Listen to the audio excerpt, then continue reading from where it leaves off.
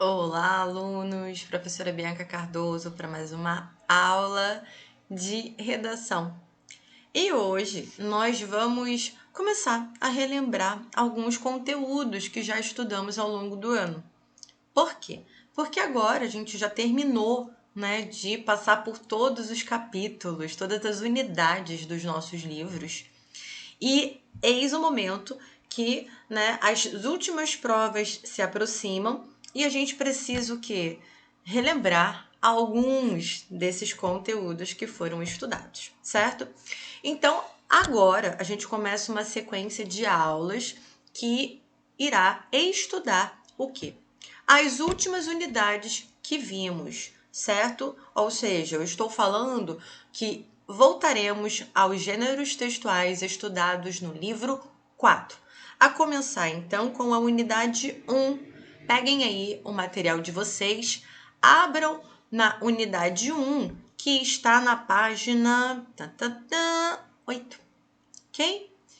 Para que possamos falar sobre esse gênero aqui que nós já vimos e iremos rever, através das principais características e da leitura de um dos principais apólogos, os apólogos, o apólogo mais conhecido que temos, do nosso grande escritor, Machado de Assis. Porém, para iniciar, vamos, olhar aqui a unidade. Logo no início, existem essas imagens aqui que nós vimos. Vocês lembram por que a gente viu essas imagens? Por que essas imagens estão aqui, já que a gente está falando sobre um gênero textual? Olhem aí, no primeiro quadro, uma agulha, uma linha, um tecido, alguém costurando, um tecido. Na segunda imagem, o que a gente tem? Um bule ali colocando um café ou um chá, numa xícara. Na terceira fotografia, o que nós temos? Nós temos um fogão a lenha, olha ali, com panelas de barro e uma panela de ferro, certo? E o que essas imagens têm a ver? Já lembraram do que tem a ver? Vamos pensar? Guardem aí, já sabe? Então guardem aí com você que a gente já vai voltar aí a falar desses elementos, do porquê que esses elementos estão aí.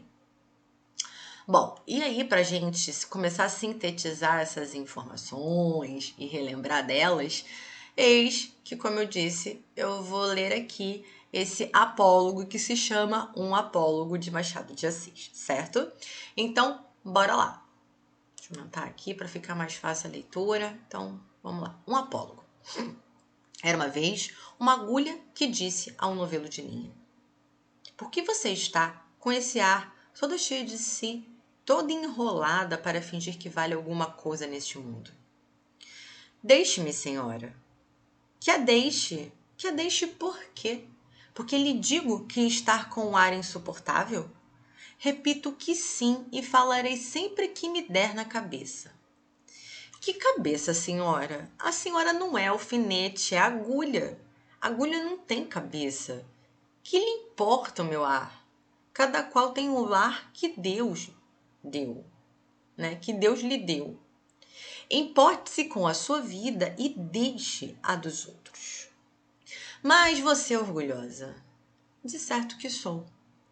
Mas por quê? É boa. Por que coso? Então, os vestidos e enfeites da nossa ama, quem é que os cose, senão eu? Você? Esta agora é a melhor. Você é que os cose?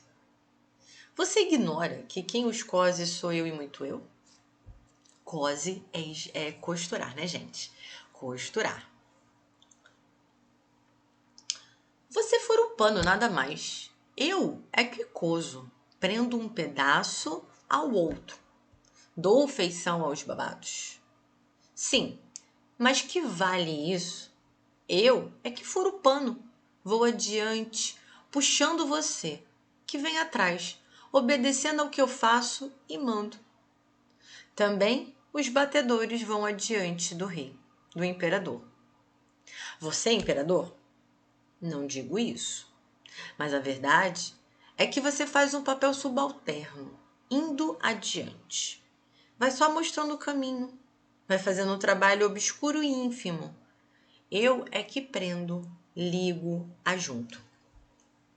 Estavam nisso. quando a costureira chegou à casa da baronesa. Não sei se disse que isso se passava na casa da baronesa, que tinha a modista ao pé de si, ou seja, a costureira, né, ali costurando pertinho dela. Para quê? Para não andar atrás dela. Chegou a costureira, pegou do pano, pegou da agulha, pegou da linha, enfiou a linha na agulha e entrou a coser. Começou a costurar. Uma e outra iam andando orgulhosas pelo pano adiante, que era a melhor das sedas. Entre os dedos da costureira, ágeis como galgos de Diana, para dar a isto uma cor poética. E dizia a agulha: então, senhora linha, ainda teima no que dizia pouco? Não repara que esta distinta costureira só se importa comigo? Eu é que vou aqui entre os dedos dela, unidinha a eles, furando abaixo e acima. A linha não respondia.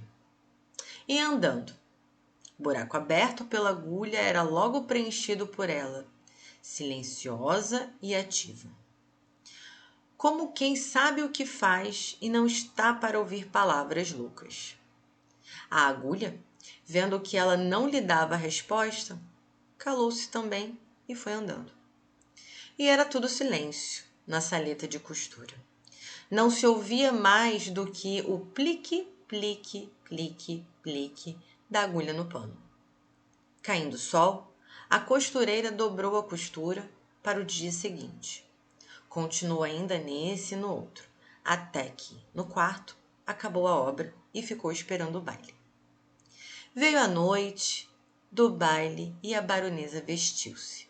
A costureira, que a ajudou a vestir-se, levava a agulha espetada no corpinho para dar algum ponto necessário. E enquanto compunha o vestido da bela dama e puxava de um lado para o outro, arregaçava dali ou dali, alisando, abotoando, alcochetando a linha para a mofada agulha, perguntou-lhe: ora, agora, diga-me, quem é que vai ao baile no corpo da baronesa fazendo parte do vestido e da elegância? Quem é que vai dançar com ministros e diplomatas enquanto você volta para a caixinha da costureira antes de ir para o balaio das mucamas? Vamos, diga lá. Parece que a agulha não disse nada, mas um alfinete de cabeça grande e não menor experiência murmurou a pobre agulha. Anda, aprende, tola. Cansas-te em abrir caminho para ela e ela é que vai gozar da vida, enquanto aí ficas na caixinha de costura. Faze como eu, que não abro caminho para ninguém. Onde me espetam, fico. Contei esta história a um professor de melancolia que me disse, abanando a cabeça: também eu tenho servido de agulha a muita linha ordinária. Machado de Assis. Então, agora que a gente já leu esse apólogo novamente, vamos pensar nas principais características desse gênero textual? Primeiro, vamos falar sobre o tipo textual que ele está inserido. O tipo textual é fácil, né, de encontrar. O tipo textual é aquele grupo, né, que serve de cabide, de guarda-chuva para outros milhares ali de gêneros textuais, certo? Tipos textuais são contidos. Gêneros textuais a gente produz a todo momento. Então, é impossível mensurar quantos gêneros textuais já tivemos e temos e teremos, certo? Gêneros textuais, é claro. Tipos textuais são os dissertativos, são os descritivos, narrativos, injuntivos, certo? E aí, dentro desses tipos de textos, existem diversos gêneros. E aí, a gente já sabe o quê? Que esse gênero textual ele pertence a qual cabide de tipo textual? O gênero textual apólogo pertence ao tipo narrativo, à tipologia narrativa. A gente pode chamar de tipo textual narrativo ou ainda de tipologia narrativa, certo? A gente está aí chegando ao mesmo lugar, nessas duas formas de dizer, beleza? Então, a gente tem um tipo aqui, né, um gênero textual de tipologia narrativa, beleza? E o que eu quero dizer com tipologia narrativa? Primeiro, para que eu possa dizer que um gênero textual é narrativo, ou seja, pertence aí ao tipo narrativo, a tipologia narrativa, ele precisa apresentar alguns elementos, que são os elementos básicos de uma narrativa. E quais são esses elementos? Primeiro, a gente tem quem? O narrador. O narrador é quem nos narra a história. Narrar a história é contar a história, certo? E a gente tem esse elemento nessa história? Temos, né? Temos. Óbvio, alguém está nos contando essa história. Olhem ali. Era uma vez uma agulha que disse a um novelo de linha: por que você está com esse ar toda cheia de si, toda enrolada para fingir que vale alguma coisa? Aí segue ali o diálogo, né? Mas olhem só nessa primeira frase a gente consegue definir aí que tipo de narrador é esse que nós temos. Lembram disso? A gente tem aí dois grandes tipos de narradores. A gente tem um narrador que simplesmente observa, e a gente fala que esse é um narrador em terceira pessoa, porque ele narra tudo, ele, ela, né, em terceira pessoa. A terceira pessoa é quem? Eu é a primeira pessoa do discurso, do singular. Tu é a segunda pessoa do discurso do singular, e a terceira pessoa do singular, do discurso, né, do terceira pessoa do discurso do singular é ele ou ela. Então esse narrador, ele tá sempre falando que ele, ela ou elas, eles também no plural, sempre na terceira pessoa, tá? Ele vai narrar todos os fatos em terceira pessoa. Então a gente chama de narrador observador, que só tá ali, ó, observando, ó, ela levantou, ela pegou tal coisa, ela falou tal coisa, eles chegaram, certo? Narrador que tá só observando. Existe também um narrador, que é um narrador que ele nos conta a história e participa dessa história. E por conta dessa participação, ele também é um personagem. E aí a gente chama de narrador personagem. Esse narrador personagem, ele fala o quê? Ele conta a história em primeira pessoa. Era uma vez, vamos supor que essa primeira pessoa seja uma linha. Então ela vai dizer o seguinte: era uma vez uma agulha que me disse assim, né? Esse eu aí é um eu personagem que é a linha, por exemplo, certo? E aí eu tenho então o narrador em primeira pessoa. Temos aqui então um elemento já encontrado que é o narrador, certo? E esse narrador nesse texto é um narrador em que? Terceira pessoa, certo? É um narrador que observa. Qual é a outra característica? Qual é o outro elemento da narrativa que é necessário estar presente dentro de um texto, dentro de um gênero textual narrativo? O quê? O tempo, né? Olhem ali. Era uma vez uma agulha. Era uma vez pode ser semana passada, mês passado, ano passado, 10 anos passado, 1500, o ano 1000. A gente não sabe. Aconteceu aí no passado. O passado é bem grande, né? A gente tem então uma menção aí de tempo, certo? Só que é um tempo que indeterminado, um tempo vago, tá? Mas a gente tem aqui a presença do tempo porque a história precisa ser contada em algum momento, tá? Então, quando a gente não tem um tempo muito bem definido, a gente diz que o tempo é indeterminado, indefinido, vago, certo? Não existe uma precisão no tempo. Não fala, em 1987, uma agulha disse a um novelo de linha. Porque você não tem, é um tempo amplo, né? Que ele, enfim, ele nos dá várias possibilidades aí de leitura. Tá? Então, temos aí o segundo elemento, que é o tempo indefinido, amplo. Mais uma coisa, nós temos o que? O espaço. Espaço é um outro elemento, né, presente nos textos narrativos. E aí, onde é que está o espaço? O espaço é o quê? Ó? Estava nisto quando a costureira chegou à casa da baronesa.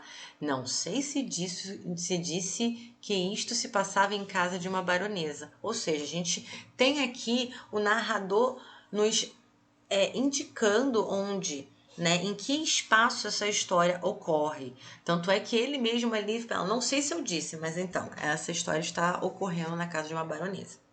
Okay? Então, nós temos aí a contemplação também do estado, do espaço, né? Então, temos aí narrador, espaço, tempo. Temos o que quanto aos personagens? Personagens também é um elemento da narrativa. Nós temos elementos, personagens que são personagens atípicos, digamos assim. Por quê?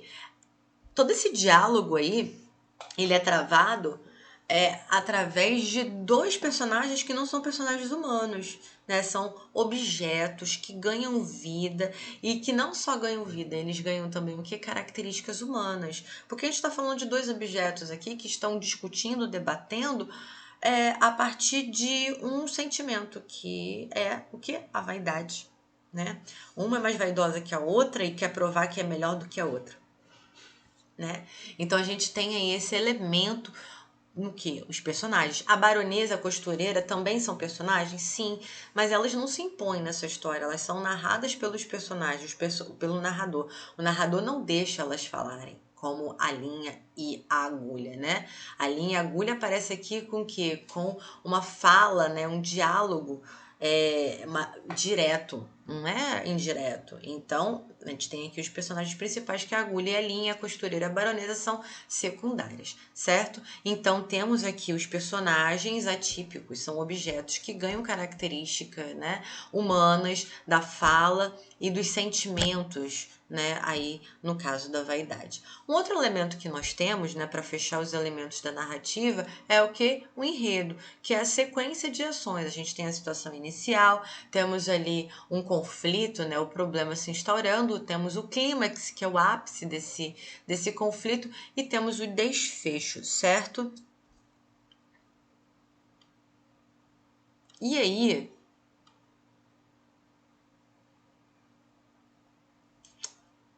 o que eu tenho para dizer para vocês ainda sobre o narrador, que é importante, né? Até aqui, olhem, gente. Ó, anda, aprende, tola, cansa-te de abrir caminho para ela. Olha, tá tudo em terceira pessoa, ainda é o narrador observador, tá? E aí, aqui no finalzinho, olha o que acontece. O narrador se modifica, já não é mais um narrador em terceira pessoa. Pode acontecer isso, várias histórias acontecem isso, tá, gente?